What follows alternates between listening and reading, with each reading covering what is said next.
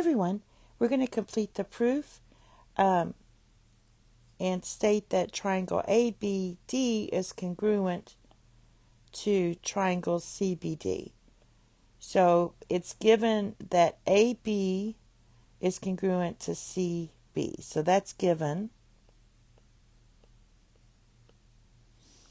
And it says D is the midpoint of AC. So this is your AC, and D is the midpoint, and that's just given as well. Now it's saying that AD is congruent to CD. Well, that's your definition of midpoint, because the midpoint divides this one line segment into halves. So they would be congruent. For example, if this whole thing was 4, then each side would be 2, because the midpoint is the midway between on your 4. So you just take your 4 divided by 2. All right.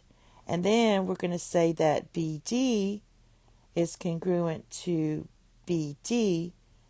And that's because we have this line drawn straight here, where you could take these triangles out. If you separated these triangles out,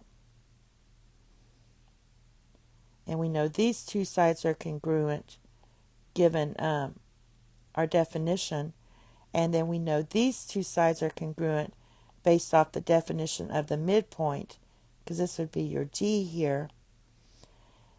We know that this straight line down is they're also congruent because it's the same line.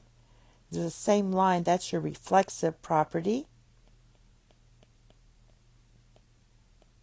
of congruency.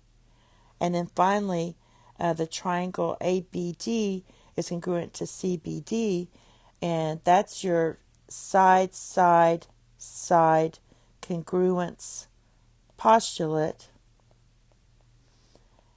And that's because all the sides are congruent. If all the sides are congruent, then the two triangles are congruent. And that's it. Thank you. Have a nice day. Bye-bye.